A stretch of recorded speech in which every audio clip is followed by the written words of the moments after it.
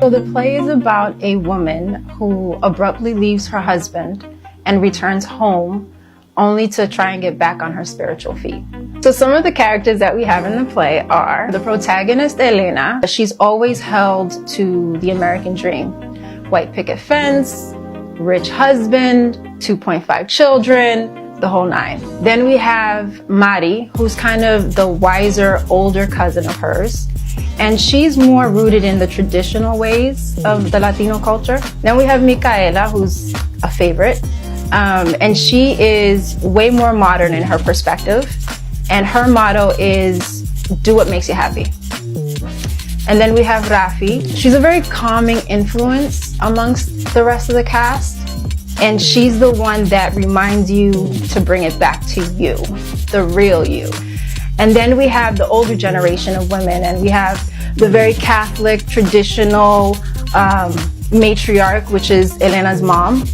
We have the not so traditional, but very vivacious and outspoken aunt, Titi Carmen.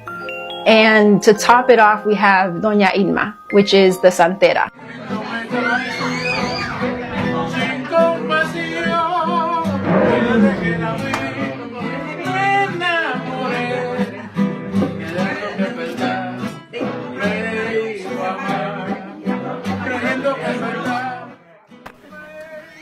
So, what did she say? Elena begins pacing. She's feeling hot from what she's just experienced and is trying to process it all.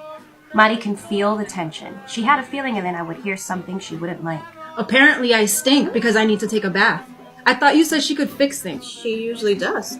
Not with me. Apparently she can't help sweeten anything up between me and Adam because according to her, he doesn't love me anymore. Oh. The words are stinging her with venom. She hasn't stopped pacing.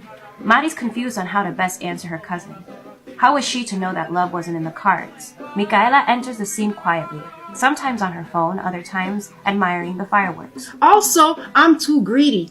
And people think I just like to fight. So I'm materialistic and a But wait, there's more. The good news is I'm not losing my house, which is awesome considering how materialistic I am. And because of all this crap I'm going through now, I'm becoming wiser and won't make the same mistakes again. How wonderful is that? So the next time Adam f***s around, I won't have to go through a goddamn phone application. My sixth sense will tell me. Beer?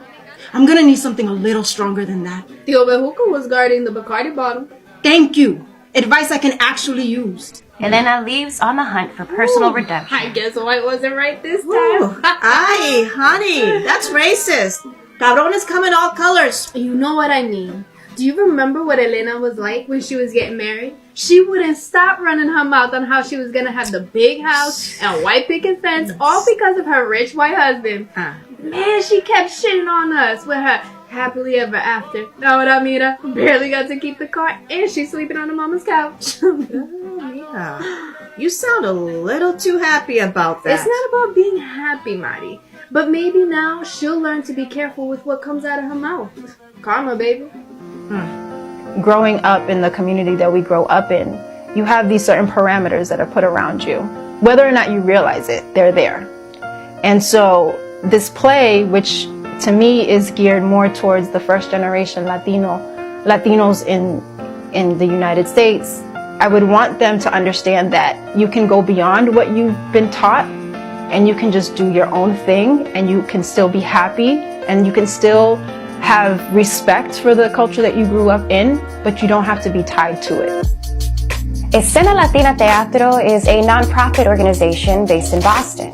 Our productions expose audiences to the Latinx and Hispanic culture. Marriage, Mentiras, and Mantras is a play that represents everything we stand for. The Boston Cultural Council has already given us partial funding, but we need your help to reach our goal. Your donation will go towards the cost of putting up a show, from actor pay to rental fees. Help us produce this play and shine a light on Boston's talented Latinx and Hispanic people. Thanks for watching.